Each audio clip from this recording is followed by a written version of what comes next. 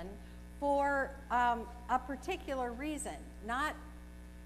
It could be to hang out on earth, but I really believe that there's more going on here for all of us than hanging out. And we have an optimum state in mind, body, and spirit and emotional state in order to be able to give our gifts. So that's the healed, whole, healthy state, is when we are in that place of being able to give what we came to give.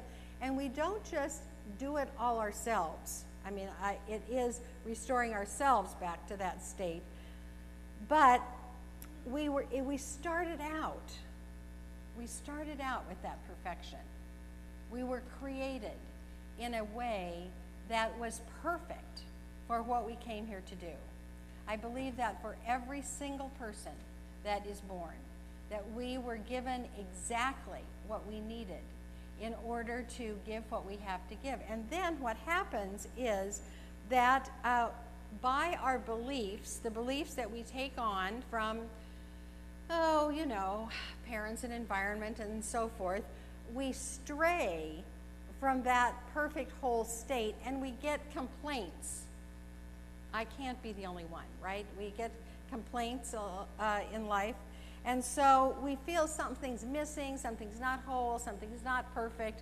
And our way back to that healed state is not to change the conditions, but to change our beliefs.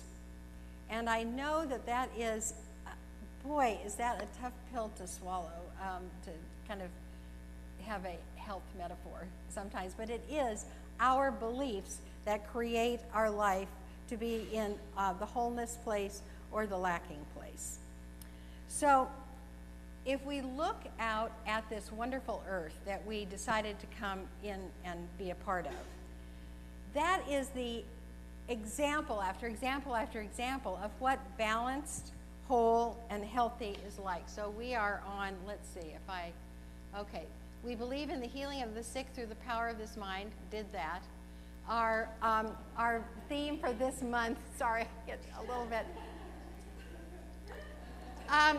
This is our theme for the month, okay, healing. Then autumn equinox, this is where we are right now. Okay, so what I want to say about the blessed autumn equinox is that it outpictures this perfection and this balance and this wholeness, because autumn at 7:29 tomorrow evening that's the balance point. That is when we say it's another story about the weather app on my phone. But the weather app on my phone has daylight, sunrise, sunset times all over, and I'm watching them. I'm watching the sunset and the sunrise times come closer and closer together in both hemispheres. I don't know if they're all going to make it at 7:29 tomorrow, but in theory, night and day is bang exactly the same at the equinox. It represents balance and wholeness. And then autumn will be followed by winter, which will be followed by spring a half a year away. We can count on that. The system is whole, complete, and perfect and balanced. And so that's what we look out at and say, this is the teacher that I chose to take birth within. So let me pay attention to it and let my healed state be balanced. And so the word for today is balance. And the altar today has, Kareen made this altar. It has all of what I'm talking about today. It has the harvest. It has the balance. She's got a real little gold scale there, that is the symbol of balance. I think that's so beautiful. So, we have, and there's going to be a ritual at the altar later on. So you can gaze at this beautiful altar after the service. So there are two balance points in the year, as we know, the spring equinox and the fall equinox. And the spring equinox is the balance of what do we want to add to our lives? What do we want to plant? What do we want to put in the soil of our soul to be created by the creative law? And conversely, the one that's happening at this time of year is about letting go. Letting go in order to be balanced. Because when you think about harvest, the vines, the stalks, and the trees let go of their fruit and their vegetables and their grains. They let go in order to achieve balance. So it's a great time for us to talk about, think about, great time for me, because I write these talks for myself, of course, is to think about releasing and letting go. And it's actually time to think about how on this earthly plane, we can't have it all. We can't have every single thing. So just hold that, because I know some of you are going, wait a minute, we were told we can have it all. But stay with me here. Don't go, oh, she's crazy. If you look at the crops, the corn from last year doesn't stay on the stalk and more grows this year.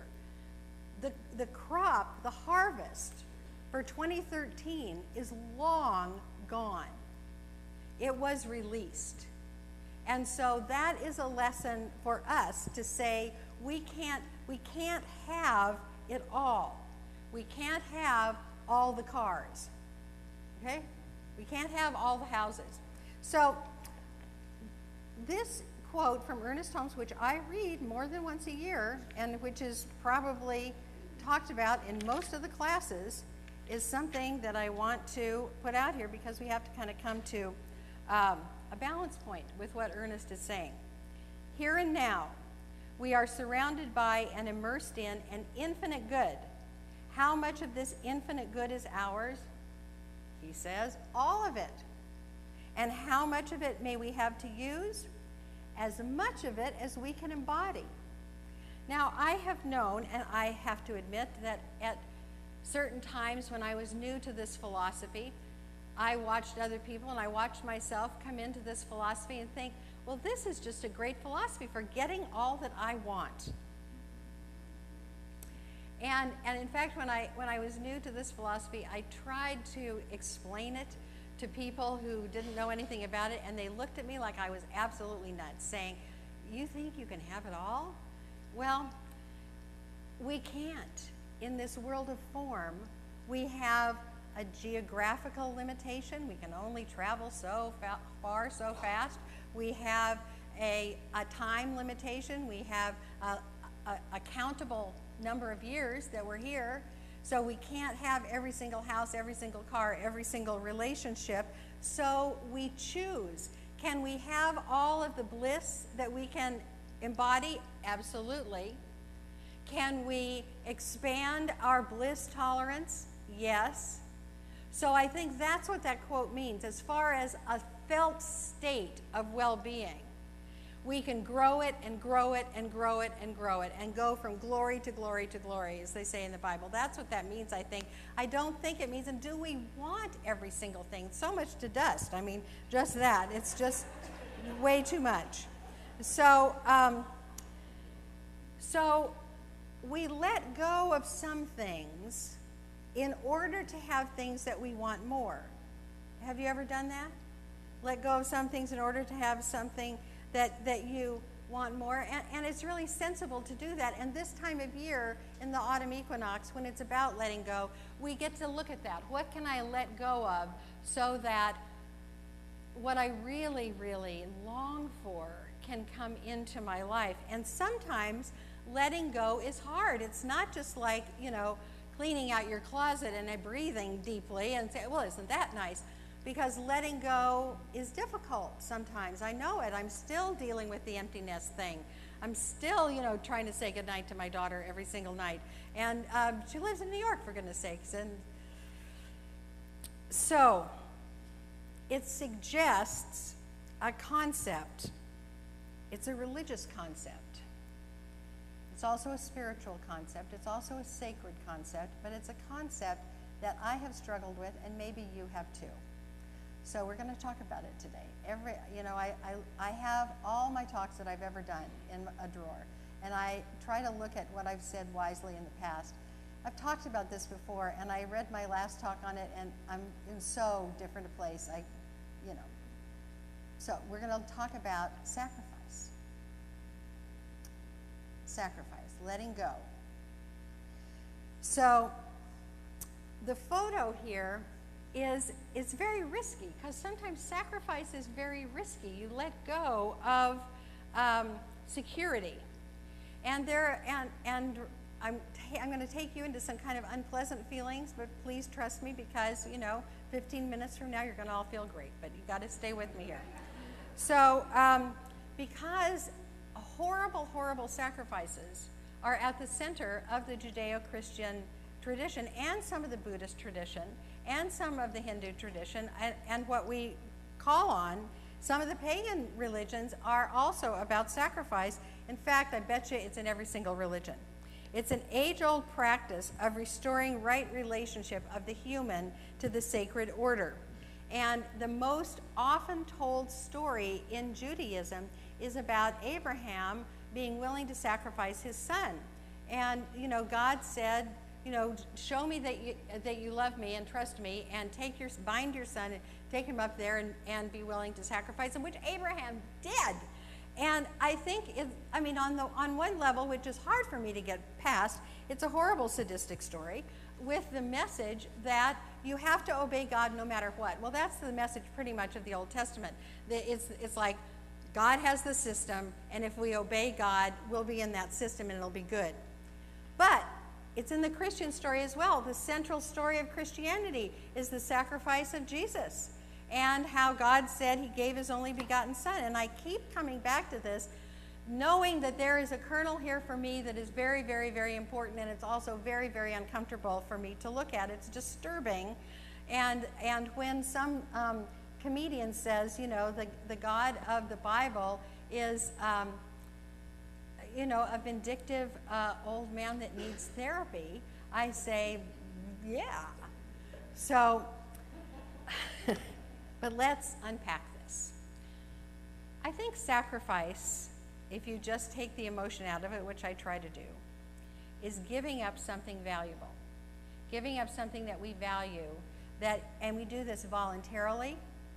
It's a powerful act, and it has something to do with connection to the infinite one in our life.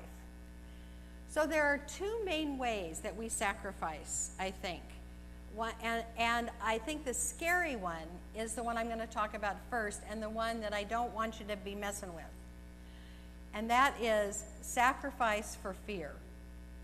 This is that you are so afraid that something bad will happen that you sacrifice something really dear to you because it feels like it's going to be the lesser of two evils.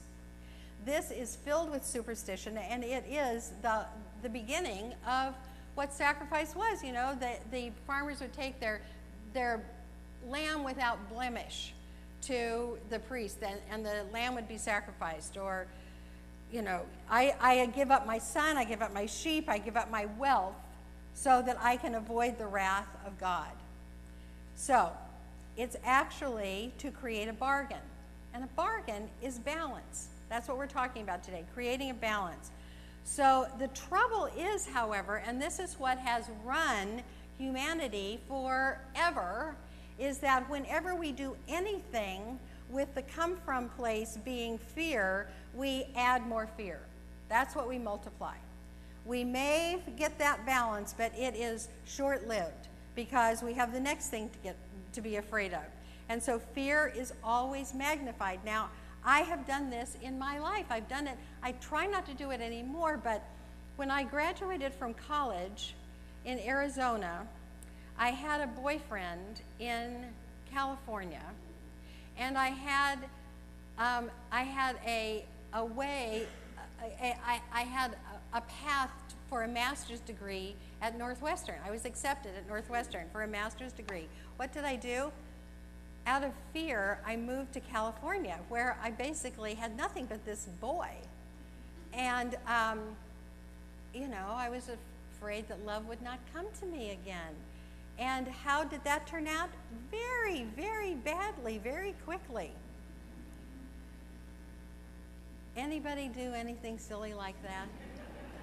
Yeah. You give up something that you really want out of fear that something else is going to be even more scary. You know, living without a boyfriend is going to be really, really scary. And so I moved to California instead of accepted the position for a master's degree at Northwestern.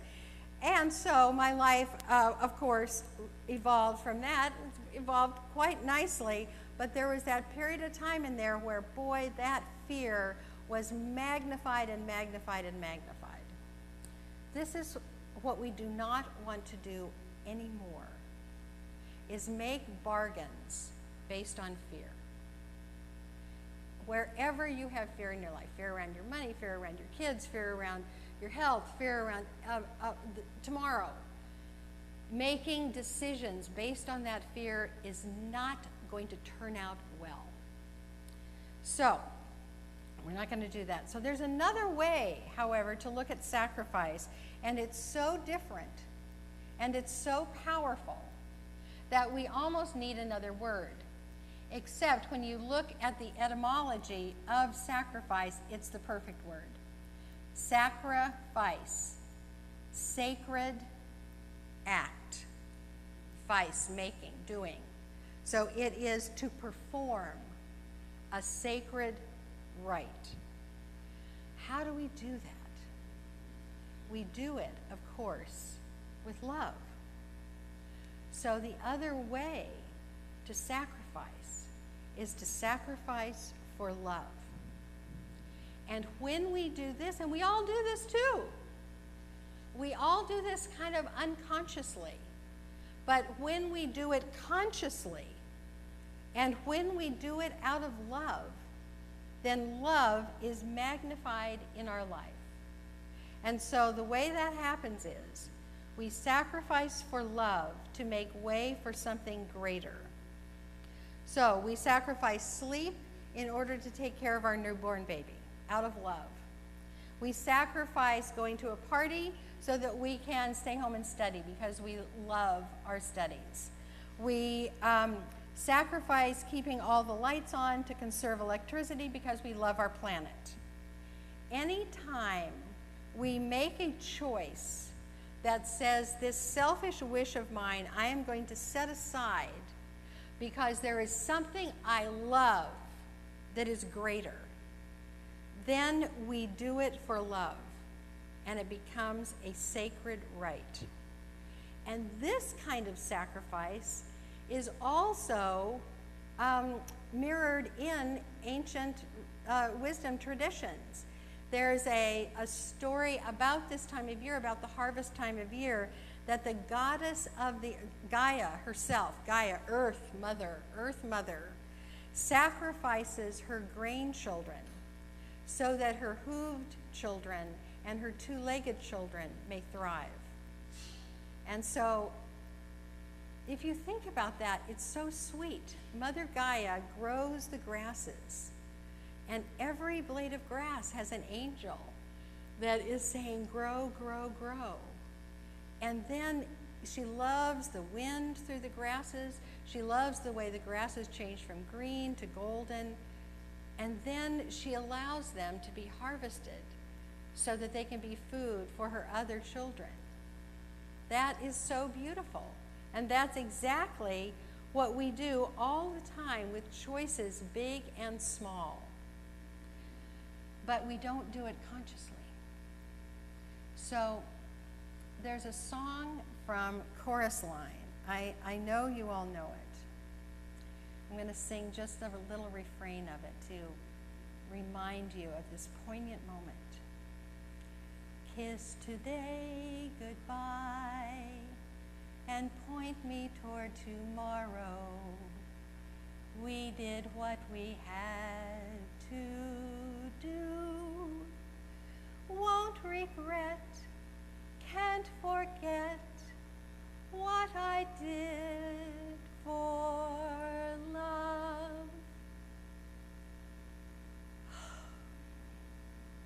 Isn't that what we want to do? Isn't that what we want to do? We want to be so passionate about what we took birth for.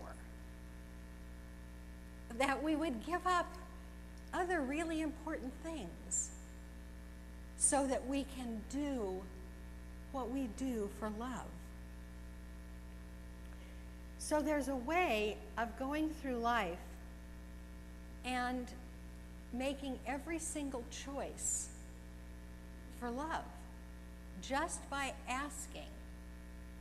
Whether it's that we're looking at a menu or whether we are writing our intentions for the next 10 years, to ask ourselves, what would I love? What would I love?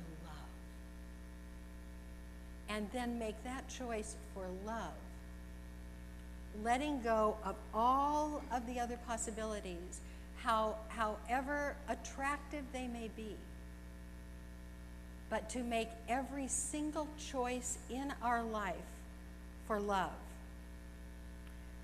And so it's just really easy. Wake up in the morning, what would I love? And what must I let go of in order to have this vision come forth? It's actually two questions, classically from visioning. And it proves this powerful statement to ourselves, which is the title of my talk. Love is the universal healer. Love is the evolutionary step away from fear. And it's actually so potent and so powerful that you can do it in the midst of fear if you are in the habit. That's why it's so important when you're not in dire straits to make yourself the habit of saying, what would I love? What would I love today? What would I love for breakfast? What would I love for this meeting? What would I love to be the outcome of this telephone call? What would I, and focus on the qualities of life. How do I want to feel after this? And what would I love to feel after this? And then what happens is that when you find yourself in that place of gripping fear, you are in the habit of asking yourself, what would I love? And so you can turn away from the fear in the midst of having it and say, instead of this, what would I love? Do you know how absolutely powerful that is? It changes everything. So love is the universal healer. It's the evolutionary step away from fear. Love heals all hurts. It resolves all differences. It blesses all sacrifice. Love balances and restores well-being when we live in that absolute place of love. So the ritual today at the altar is one of honoring the sacrifices that you have already made out of love. So the practitioners that told me at the beginning of the service, or if somebody else wants to take one of their places because a practitioner, you really want to do this, but Scott, Posey, and Pat right now are going to be at the altar. And there are 3 perfectly white handkerchiefs at the edge of the altar. So what you're going to do is you're going to come up to the practitioner, and you can just make a line in front of each practitioner. You're going to either do it yourself or have someone help you pull out, I got several hairs, but you can use, you need to only use one. You sacrifice part of you. You sacrifice a hair, and you place it in the center of the hanky, and the practitioner will tenderly fold it over and place it back on the altar. And then the practitioner will ask you, what did you sacrifice for love? And then you say briefly what you sacrificed for love. And the practitioner will honor you, bless your choice, deepen that experience for you, and show you how love is the universal healer, especially in that particular condition in your life. After the ritual, all these little hairs I'm going to take home and I'm going to bury in my rose garden, because my rose garden is a sacred site in Sonoma County. and it will bless the sacrifice that you have made. So I want to thank you for all of the loving sacrifices that you have already made in your life. All of those times that you gave up something that you loved for something greater, because the world is better because of your sacrifices for love. Thank you.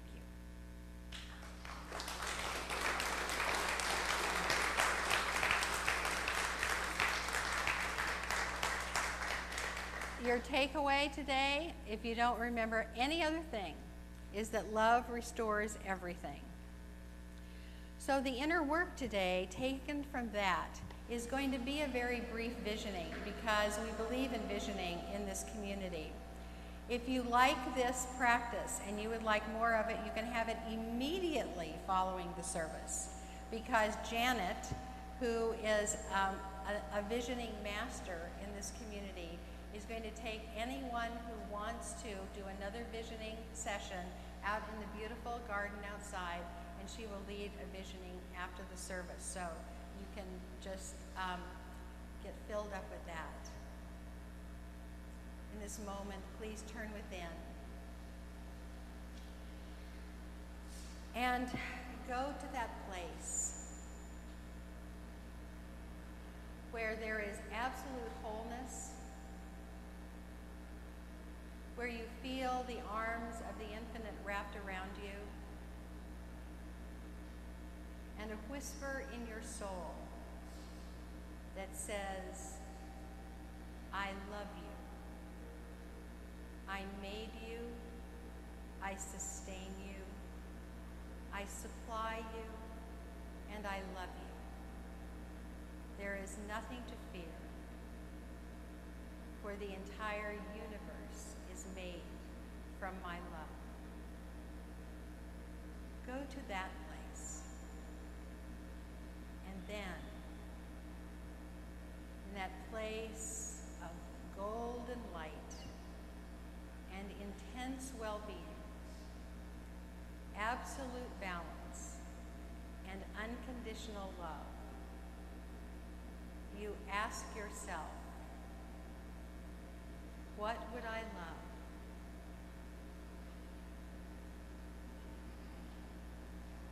And it may come as a surprise to your conscious mind that this question is being put to it.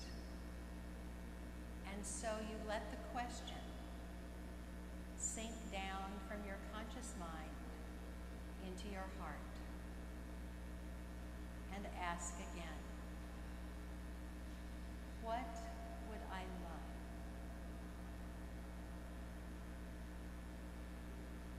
What is that feeling state that I want more of?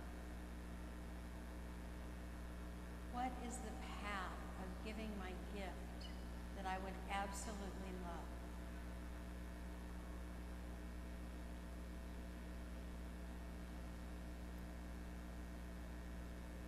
Spending a moment of silence with God revealing something of an answer to this question.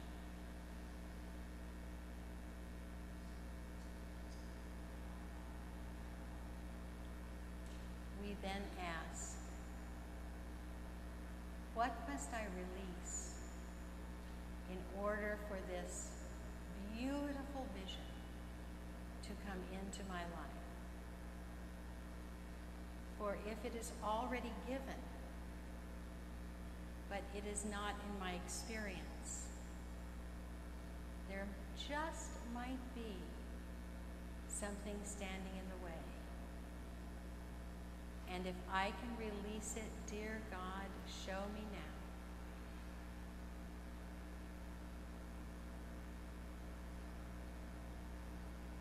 And then the next question,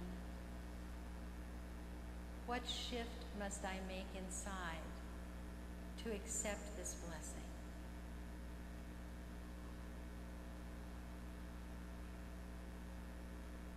And if this is all coming too fast, this can be done over and over and over and over again.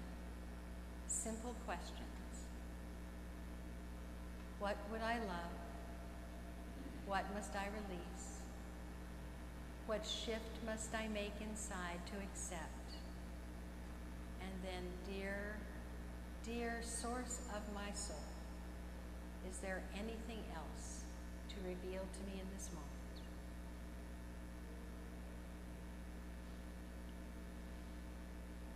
And so, with part of us remaining open to listen to God at a deeper level than ever before for the rest of our life, that conscious part of us comes back into this room and into this chair and sweetly opens our eyes when it is time. Blessed be.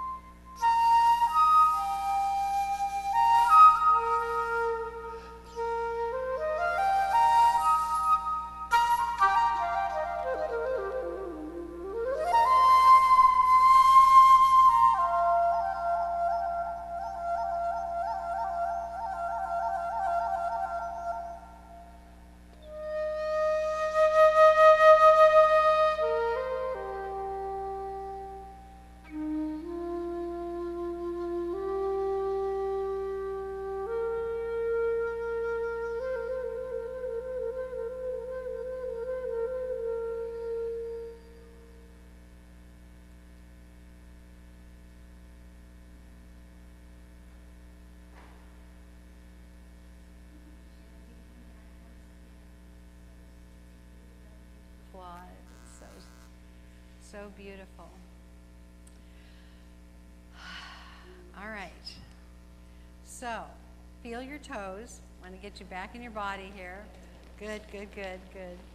I'd like to ask the ushers to come forward because we're going to participate in a wonderful activity that you can practice, that love piece. Because releasing some of our money can be scary for some, but for a lot of us, we are so happy to have the money to give to this community that we love.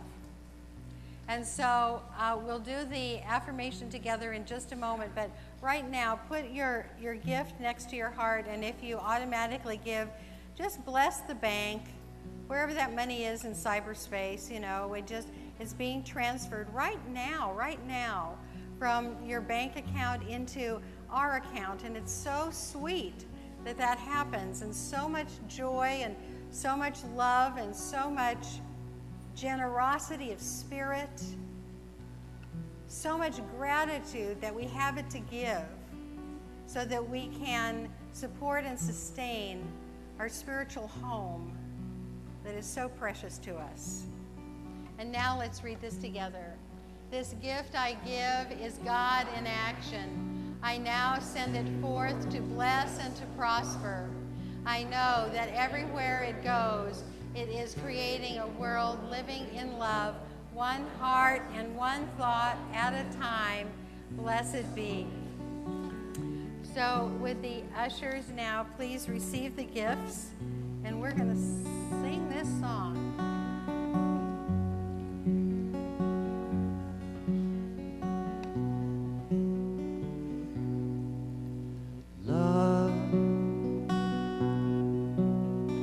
Love is what we are made of.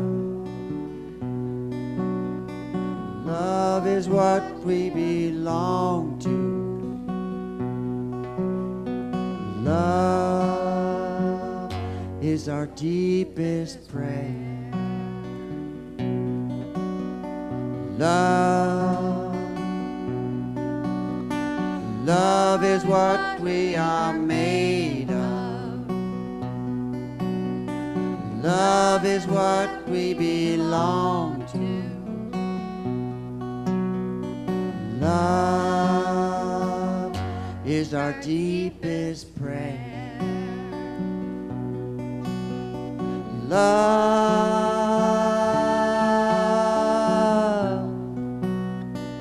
got it. Love.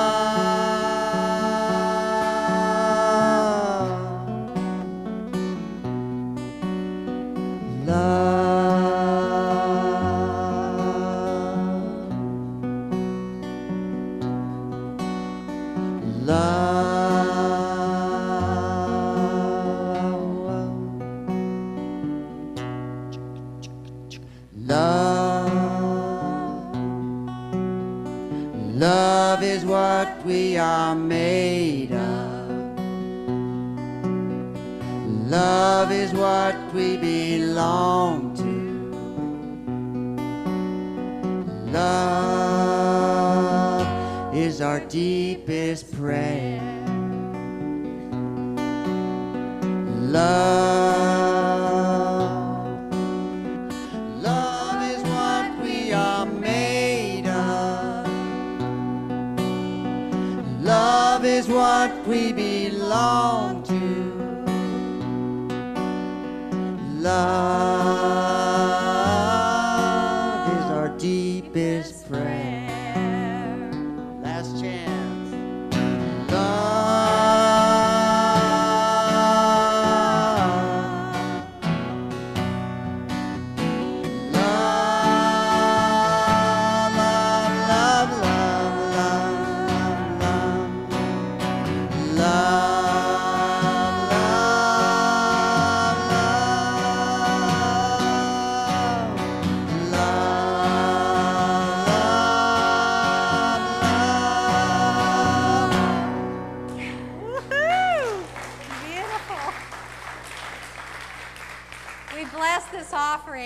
We bless this offering and all of the love that is in it and given through it. It blesses this community and beyond. Blessed be.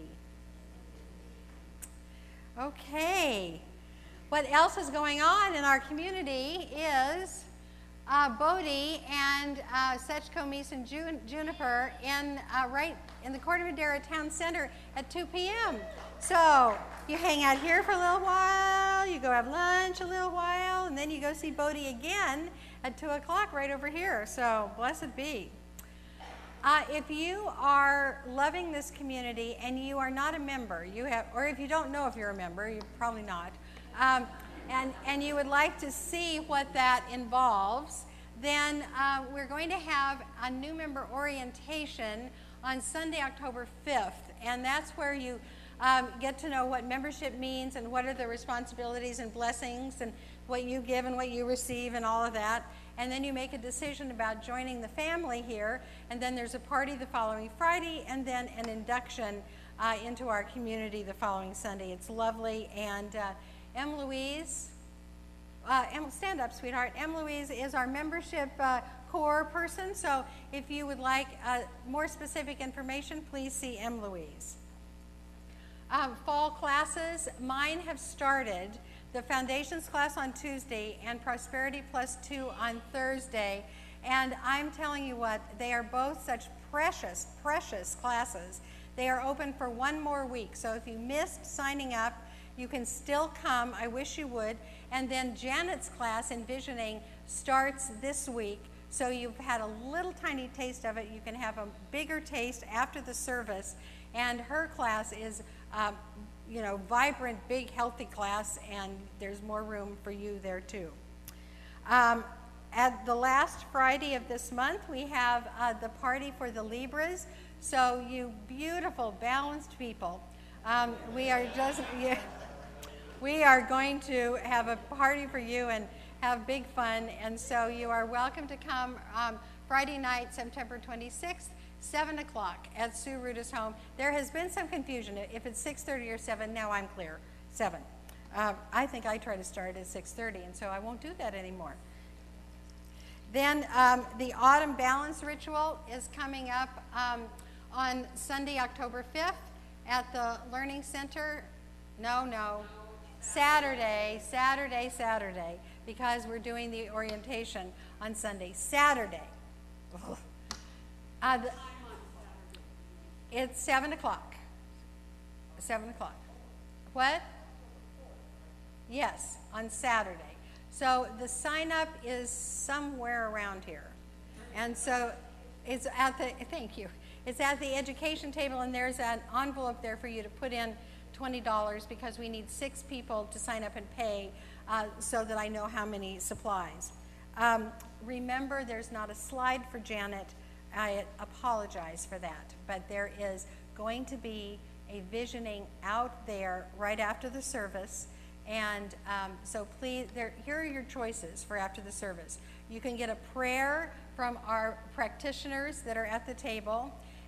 If there's something that's coming up for you that you would like a prayer specifically for you. There are going to be 3 more practitioners at the altar doing the ritual, blessing your sacrifice for love. Janet is out there doing visioning in the garden. There's sign-up sheets all over the place. Coffee, books, cards, hugs, many, many things. To finish off the service at this time, would the practitioners please surround the community?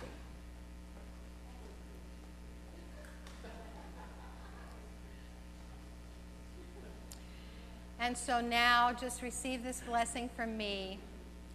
May all of the sacrifices in your life be for love. May you experience intense well-being, wholeness, and balance in your life, and may Spirit guide your way. Standing now for our affirmation and closing song.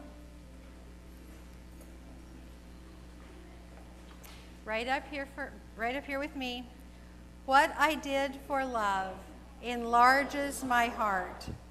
I use love as the marker for all choices I make from this moment forward, knowing that love is the universal healer and restorer of well-being.